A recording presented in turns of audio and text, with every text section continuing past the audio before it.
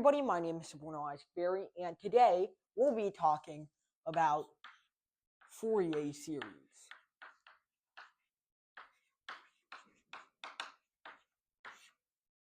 So what is a Fourier series? Well, let's say we have a really complicated function like this. Now, here's the thing. This isn't a polynomial, it's not an exponential, it's not anything that we know so far can't be composed as a sum of elementary functions. So what do we do about that? Now, composing a Taylor series can help, but that's only if we know the derivatives of the function as well. But what if we don't? So this is what Fourier series are meant to help with.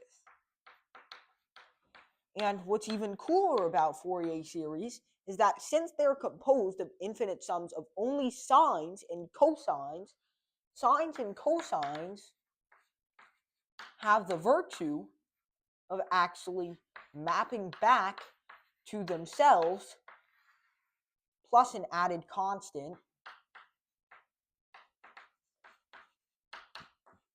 after two derivatives, which makes them very easily differentiable.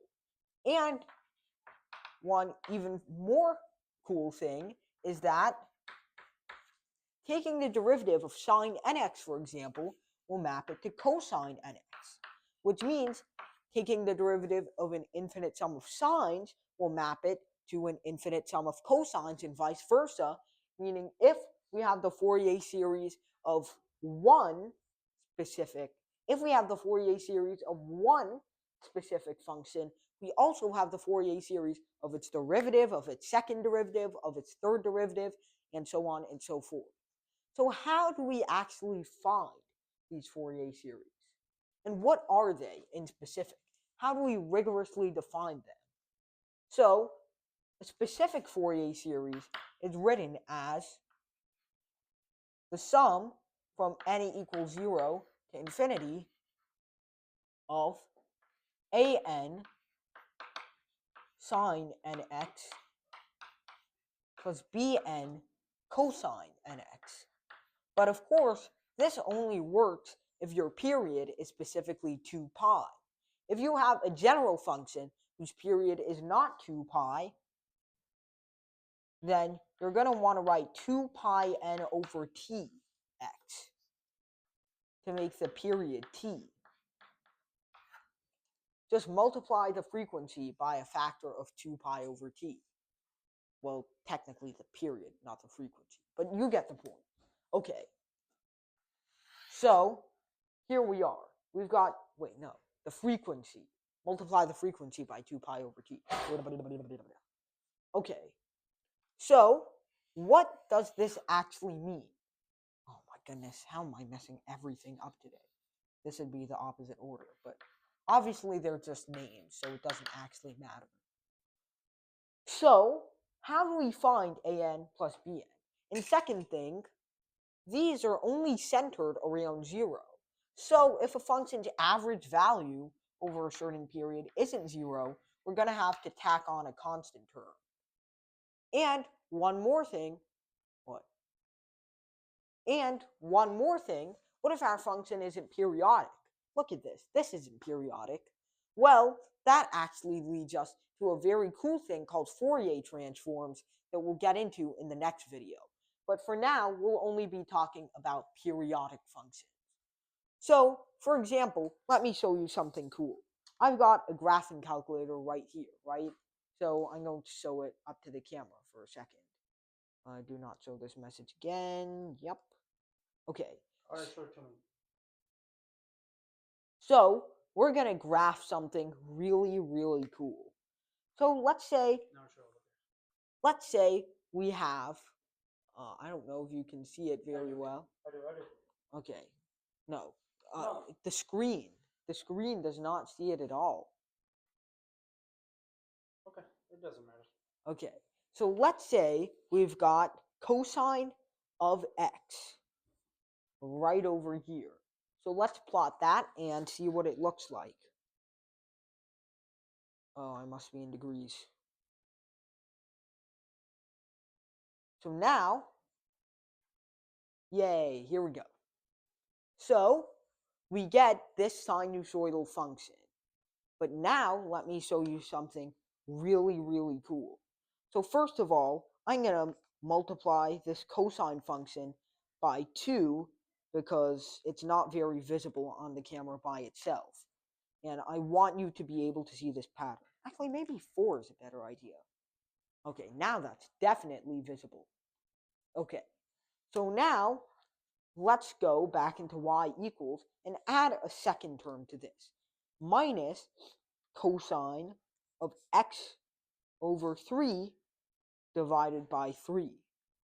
And let's see what that looks like.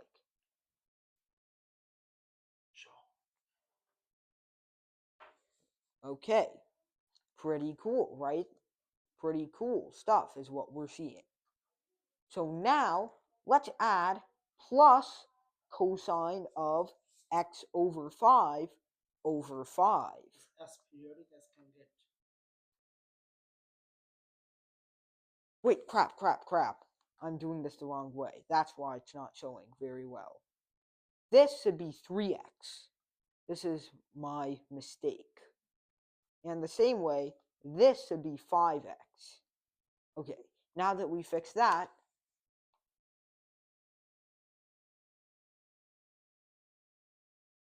look at that.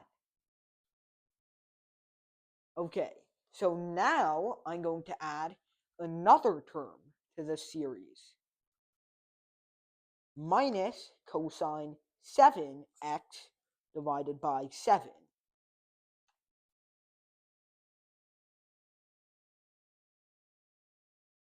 Just look at that. And now I'm going to add a bunch more terms. So let's see if I can go up until 21. So I'm not the best at typing on this pretty clunky keyboard. And we're gonna explain it on the board, right? I will.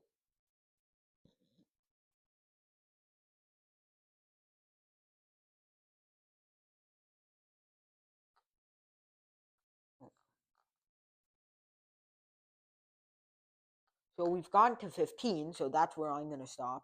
And look at that.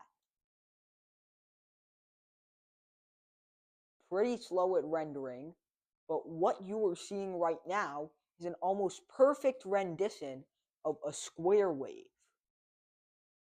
And this square wave is made of only a sum of cosines.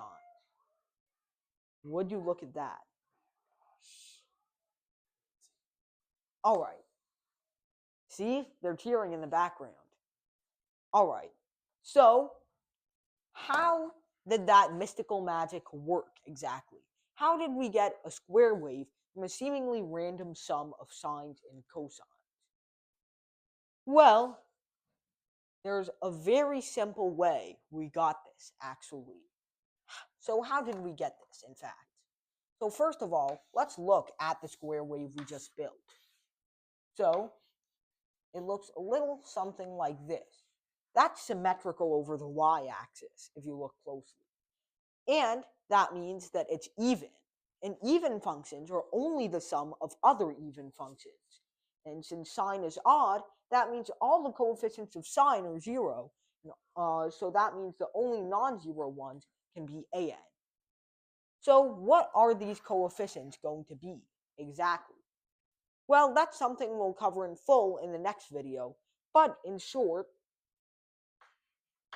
they come from this very nice equation.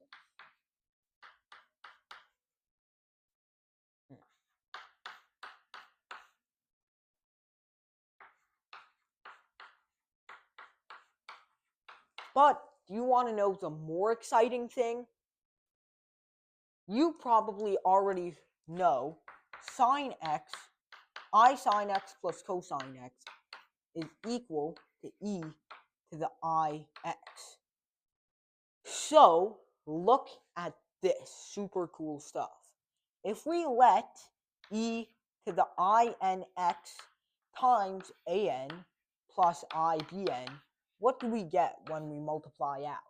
We actually get an minus an cosine nx minus yen sine nx, which means that if we flip this sign right here, this is a perfect replica of what we had over there.